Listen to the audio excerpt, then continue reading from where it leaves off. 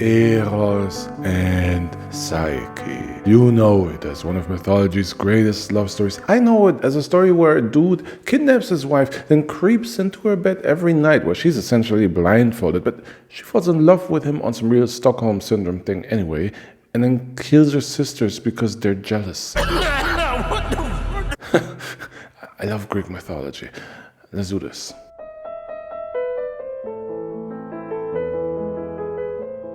The story goes that Psyche was the most beautiful woman on earth, which they said that about Helen of Troy, they said that about Galatea, they said that about Medusa before she got the snake hairdo. You know, at some point, most beautiful woman in Greek mythology starts feeling like a participation award. But either way, it was said that Psyche was fine with a capital fine. The problem with Psyche's milkshake bringing all the boys to the yard was that Aphrodite needed all the attention. After all, Aphrodite is the goddess of beauty, and it's not a good look if people are thirsting over a human more than her. Especially troublesome since Aphrodite wasn't just beautiful, she was also the OG Tatiana. Thirsting, for her, thirsting was basically her prayers. It kept her going, man. This woman was married to Hephaestus, but was also tapping his brother Ares on the side, and also had a hot night with Ares' half-brother Hermes. And depending on the version of the myth, she slept with Ares' uncle Poseidon too, and his half-brother Dionysus, and the mortals Anchises and Adonis. Damn. I'm not judging, because that's still half the body count of the male gods, and at least Aphrodite's lovers were consensual. None more so than Ares, who was head over heels in love with Aphrodite. They were the definition of male and female passion, Mars and Venus, and out of their love, 4 children were born. Phobos, the god of fear, Deimos, the god of terror, and in contrast to her brothers, Harmonia, the goddess of harmony. But most important for this story, Eros, the god of love. Eros became Aphrodite's helper because she was not just the goddess of beauty, thirst, and Thotianas, she was also the goddess of love. So wherever there was love, Aphrodite had power, which is why she's most powerful when I sleep at night next to the love of my life, my girlfriend, Cynthia. Yeah, I just needed that to segue into the promo. Bueno, thank you. All right, so speaking of love, dreaming, sleeping, how about that Manta sound sleep mask, right? How about them apples? Has me feeling like Daredevil in season 1 when he had that mask, before he had any money, and he was just like, you know what I mean? But luckily, you don't need any money to get this, because with my code BRIEFED, you can get yours on mantasleep.com for 10% off. Any model that Manta offers on mantasleep.com, you can get it for 10% less if you use the code BRIEFED right here at the end of your purchase during checkout on mantasleep.com. And listen, my favorite model is this model right here, because I can listen to music, here are some headphones that are integrated, but all the masks are seriously blackout dark, which is crucial because summer is coming and bringing all that light, trying to keep you awake, you know what I mean? And to beat the light, Manta offers the first 500 who order a mask between May 26th and June 8th a sleep accessory for free on top. So hurry up and get your Manta mask. And by the way, this mask can also serve as some kinky roleplay accessory while you're getting your prayers on with Aphrodite. But where were we again on that? Right, Aphrodite. She has powers anywhere there is love, and that's why her son Eros became her helper. He shoots people with love arrows, so love blooms. For example, in some versions of mythology, Eros shot Hades and made him fall in love with his niece Persephone, so love blooms in the underworld, and Aphrodite has power there. Anytime she needs love to bloom, Eros shoots someone in the knee with an arrow, and the first thing that someone sees, he or she falls in love with. So, I want to start a petition to call Eros's arrows Eros. Eros? You get one? Arrow? Okay. Anyway, Psyche, too beautiful for her own good, and Aphrodite, mad jelly. tells Eros she wants Psyche to fall in love with a big, fat pig because maturity was also one of Aphrodite's strengths. So Eros snuck into Psyche's bedroom at night, placed a big old stinky pig in front of her bed, and got ready to shoot her with one of his arrows. But just as he was taking aim, the pig shrieked, and Eros got startled and poked himself in the arm with the tip of his arrows while he was looking at Psyche. So he was like, and because he was in love by the power of his arrows, he didn't shoot Psyche to fall in love with him also. Nah, he wanted her to fall in love with him for real. And like any real man in love, he then panicked and ran out of her room. Now, while all of this was going down in her bedroom, Psyche's parents were downstairs, planning and scheming and planning, because their daughter, despite of how beautiful she is, just wouldn't get married. Both of her sisters were married to random dudes to strengthen the family name and get children, as was custom at the time. But Psyche had this idea that she wanted to marry for love. That is blasphemous! Her parents were pissed and decided that tomorrow morning they would give Psyche a stern talking to, that there's no time for Mr. Right, just Mr. Right now, and that Missy Selective can miss them with her BS and move on out. The next morning came, and when Psyche's parents woke her up, they found her in bed with a big fat pig. And they were like, Ugh. Brother, ugh. And note that this was before furries were a thing, so pig love was definitely far off the menu, and her parents decided that an intervention was necessary. They took Psyche to see a shrink, which in Greek mythology is the oracle, and the oracle had just the solution for little piggy lover Psyche. The oracle said, tie her to a rock where she will be taken away by a being that all the gods fear, and that being shall be her husband, and that's the bottom line. Stone Cold said so. Yeah, the oracle was a bald, drunk white man with a goatee. Psyche's parents were absolutely game with the idea. They loved it, and because they were way ahead of time, they knew that such a public, humiliating stunt would definitely go viral, so they made a spectacle out of it. They invited the whole town to watch them tie their daughter to a rock overlooking a cliff to wait for some monstrous being that all the gods fear to come and take her.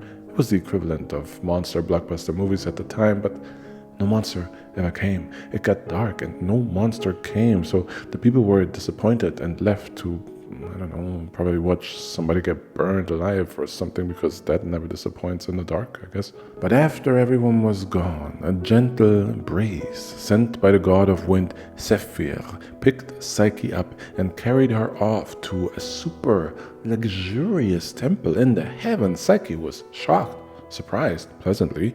This is not what she expected at all.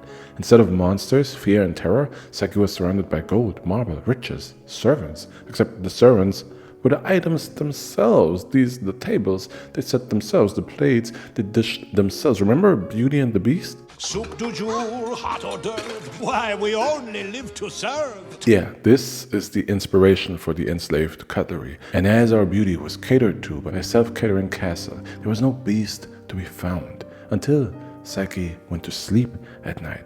She thought she was sleeping all alone in this castle, but someone crept into her bed. Someone with super soft skin and soft hair, but decidedly hard in other places, if you know what I mean. Yeah, boy. Psyche was aroused and made love to this unknown somebody who rocked her world so hard that she fell into a blissful sleep.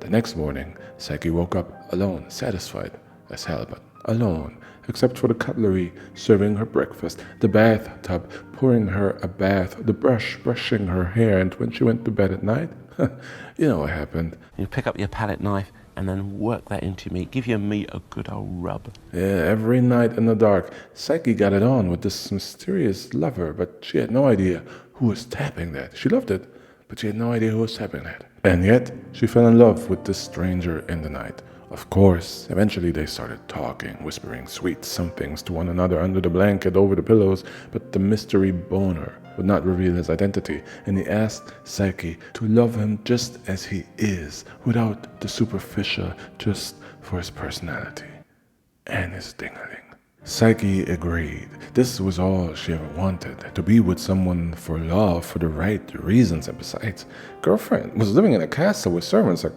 come on. So months went by, and eventually Psyche was pregnant. She begged her lover that he allows her to see her family so that she can share the good news, but he told her, that's a bad idea because A, they tried to kill you, B, they think you're dead, C, they invited the whole town to watch while they tried to kill you.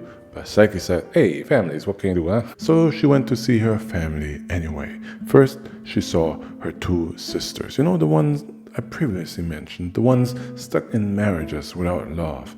As they listened to Psyche talk about this perfect lover, they got super jealous. And rather than being happy for their sister, they told her, girl, the fact that you don't even know what he looks like and he just creeps into your bed at night, right, to clap them cheeks, that's a little weird. I mean, impression aside, sorry, that was terrible. It is a little weird. It is a little weird. You don't have to be jealous to see that. It is a little weird that some stranger just sneaks into your bed and just claps cheeks. So they convinced Psyche that the next time they do the nasty, she takes a candle, lights a light in his face, and snaps some nudes while she's at it. Now, Psyche is the type of woman who fell in love with a man that convinced her to let him tap that raw every night without revealing his identity. So I don't think anybody here is surprised that Mrs. Shrewd was just as easily convinced by her sisters to do just that. Meaning the next time her secret lover tried to slide in through the back door in the dark, Psyche shone a light in his face, and it was Eros, the god of love, so beautiful that it was beyond mortal comprehension, so beautiful that you can hardly look at him. And that was exactly why Eros, the beautiful, why he wanted her to not see him, because he loved her so much that he wanted to be sure that she doesn't just love him for his beauty, but for him. I know what that's like. You know what I mean? I feel you. Now that she had seen him, knew his identity, he could never be sure that Psyche would ever truly love the god for who he is rather than what he represents. Disappointed, he disappeared in a flash, and with him the entire castle disappeared, leaving Psyche all alone on a barren, remote island with nothing to her name but a candle and a whole lot of thirst, because damn, Eros was fine. With a capital fine! Also, I gotta say that Eros really took abandoning his pregnant baby mama to the next level here. Psyche was pissed. Not at Eros, nah. Not at herself, nah. She was pissed at her sisters, who put that silly idea of shining a light in Eros' face in her head. So the first thing she did was go see her sisters again. She told them that her secret lover was Eros, the god, that they broke up, and he and his castle were up for grabs. Now all you gotta do is jump down that cliff that she was tied to, and the wind god Zephyr will carry you up to his castle. The sisters were just as gullible as Psyche and jumped off of the cliff to their death, because Zephyr, I mean, he couldn't be bothered, so yeah, they were dead. Revenge, check. Slight overreaction by Psyche, in my opinion, but hey, also, they did watch as her parents tied Psyche to a cliff to die, so fair enough. Now Psyche planned to get her baby daddy back, and now she knew he was the son of Aphrodite, so she went to see the goddess, begging her for help, confessing her eternal love for Aphrodite's son.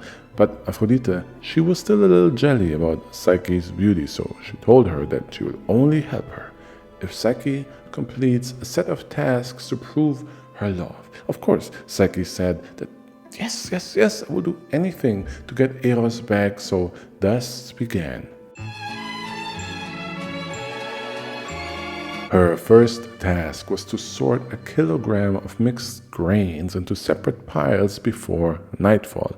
Literally impossible, but not when you're as beautiful as a Disney princess. As Psyche was in despair over her mission impossible, a tiny army of ants helped her complete the task, because the lesson here is obviously that beautiful people have it easier in life.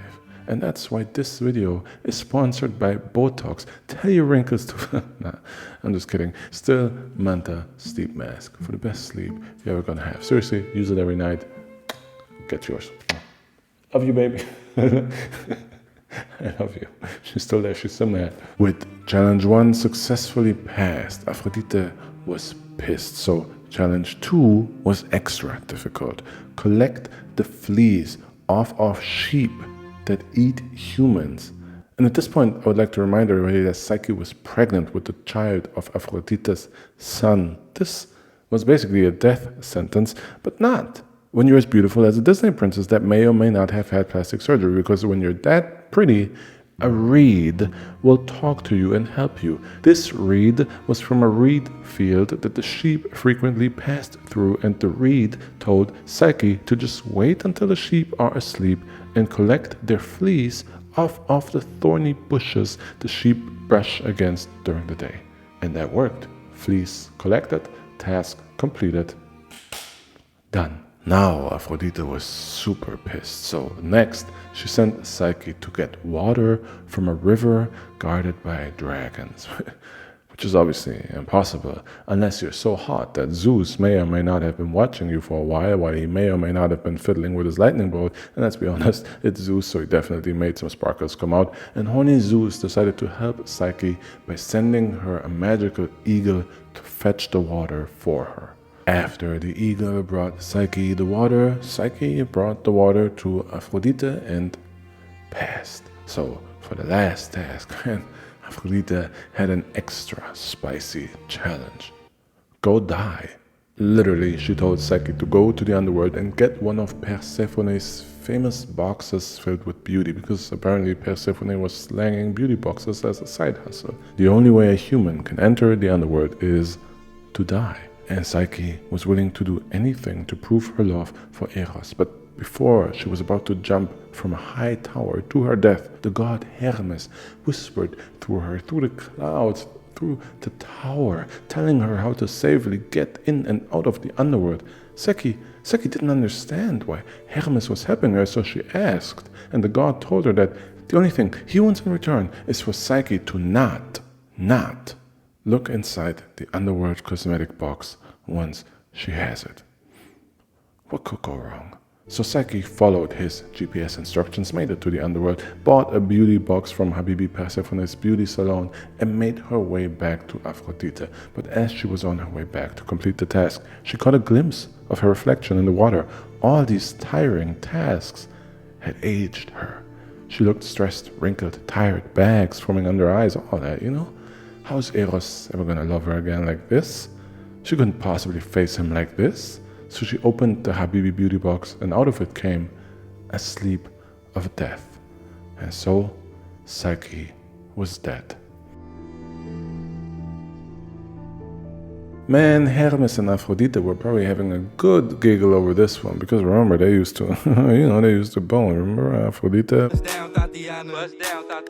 With Psyche finally dead, the goddess of beauty could rest knowing she was still the most beautiful woman alive. But, and this is a tremendous BBL, but like the ones that the Disney princesses have. When Psyche died, it finally got Eros' attention. I mean, the man had shot himself with his Eros, so obviously he was still in love with her. All he wanted was to know that she was also truly in love with him, and there was no way she could have possibly proven her love more than dying for him.